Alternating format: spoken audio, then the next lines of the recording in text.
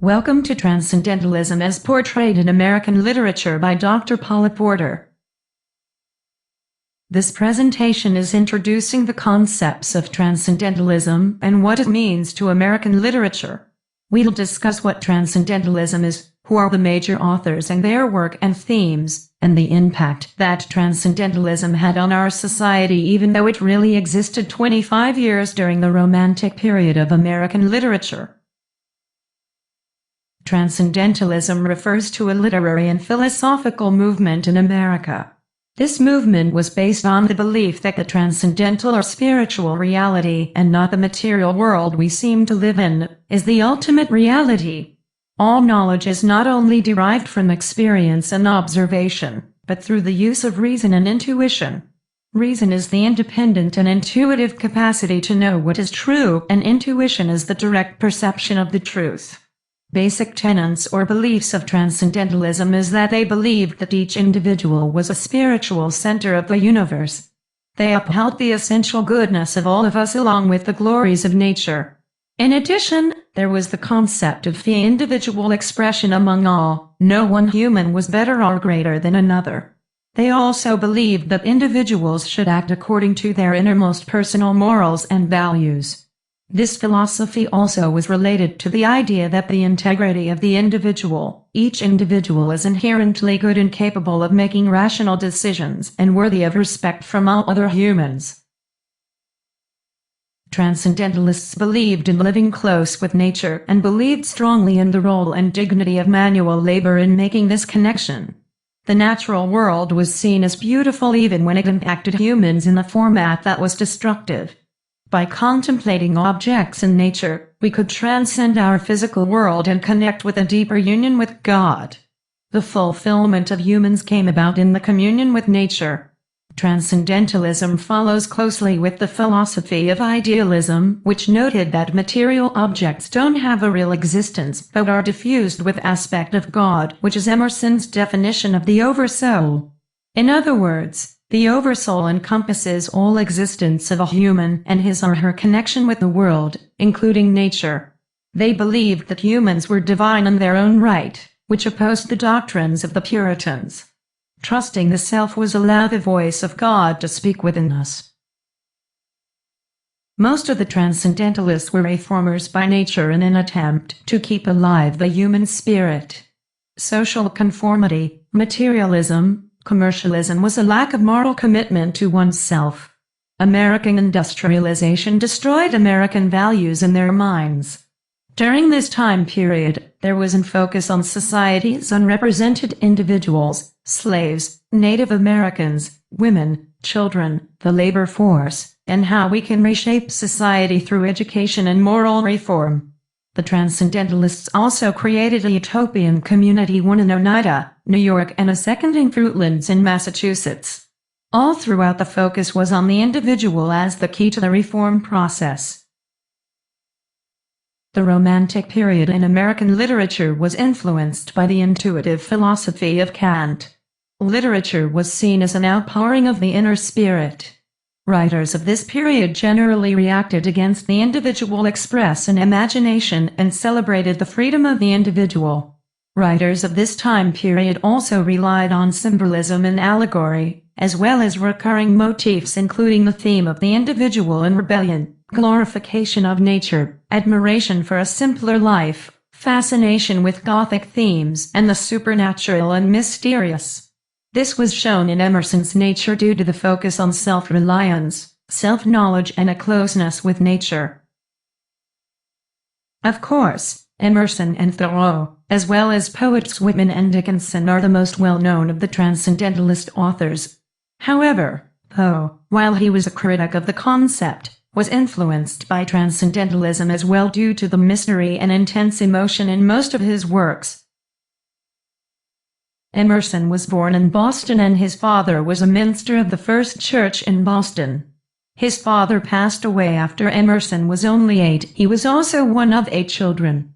He often stayed in Concord with family after his father's death. He attended Harvard and taught at a school for girls in Boston when he graduated.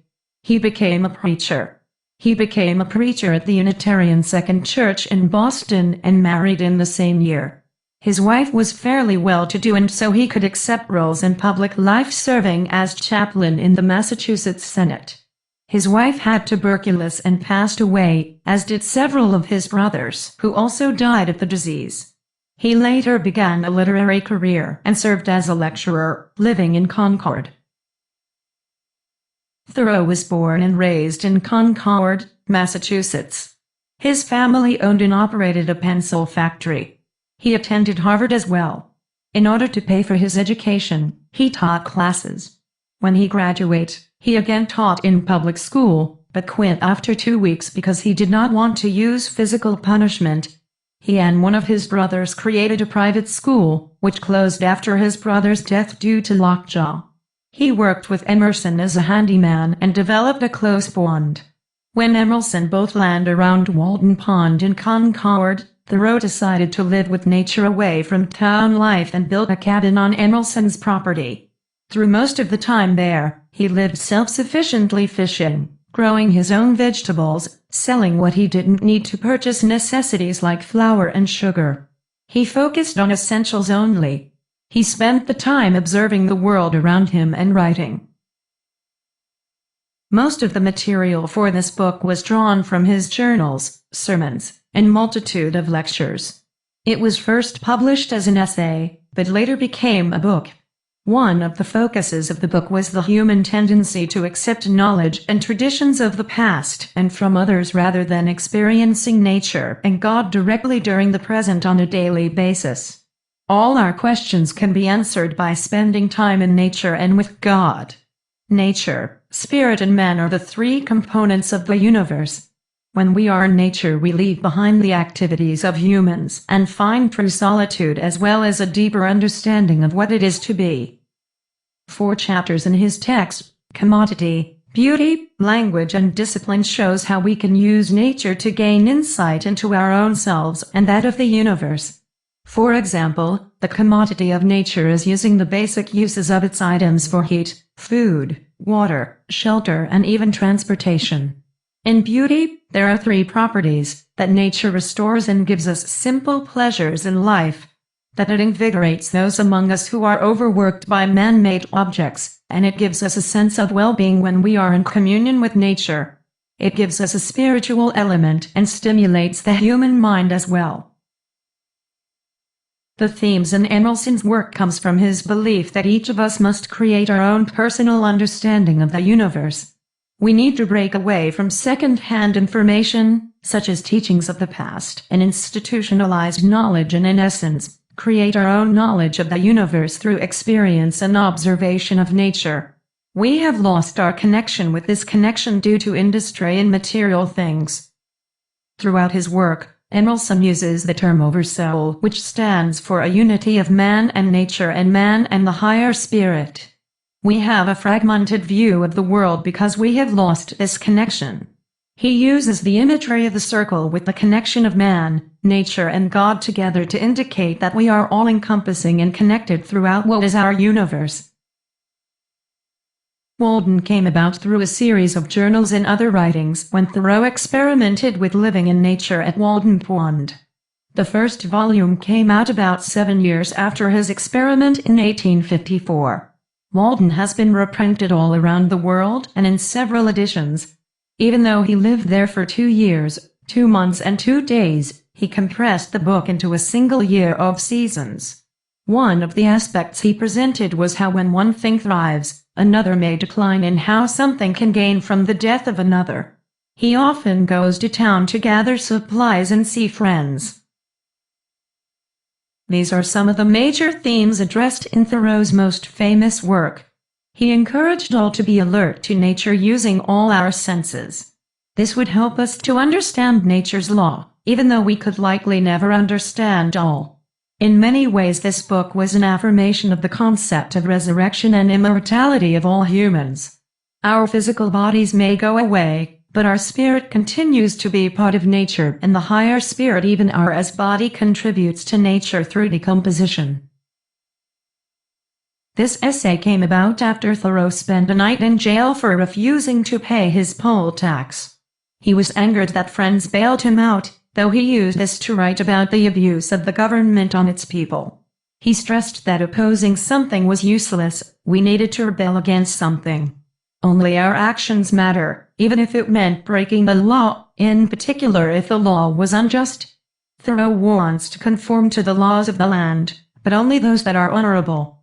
He felt that democracy may not be the final step in the process of self-governing. He felt that our country could never be free until the government recognizes the preeminence of the individual. What is interesting is that Thoreau's ideas against slavery and for government reform was part of transcendental discovery as reactions to what he considered extreme events created by man who did not have the nature and higher spirit universal connection. He saw that government enforced civil law by physical means but did not consider the moral issues. Therefore, the punishment meant nothing. They can only force me who obey a higher law than I do. They force me to become like themselves, he said. In other words, moral issues, such as slavery of another or war and killing of others, must be decided by the individual's conscience only. Also, Thoreau pointed out in this essay that we could easily be corrupted by materialism, and the return to a simple life within nature was the antidote. He thought it was useless to try to buy and accumulate property because a human cannot own anything within the concept of nature. You must live within yourself, and depend on your single quotaf, always tucked up and ready for a start, and not have many affairs, according to Thoreau. While the concept of transcendentalism as a philosophical movement only lasted for about 25 years in the 19th century, we still read many of the works by these authors, and we can still find meaning within them. These authors influenced other authors as well as those who believed in civil disobedience and the concept of nonviolent resistance to oppressive government. Socially, the concepts of slavery have been overthrown, and women, slaves, and others are now considered within the same level of white men. The social context of these works show that the unrepresented, as in slaves, women, laborers, etc., were equal as the rich white men who ran society. Native Americans and blacks were given their freedoms, workers developed unions, women gained the right to vote and own property.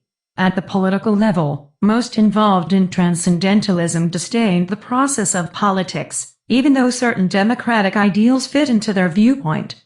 In many cases, the concept of many laws required transcendentalists to accept what they would consider an immoral situation. Transcendentalism is one of America's true native literature that was not taken from Old World Europe. It was designed to enrich the average person. One of the strongest messages of transcendentalism is this quote from Emerson, "And as a man is equal to the church and equal to the state, so he is equal to every other man,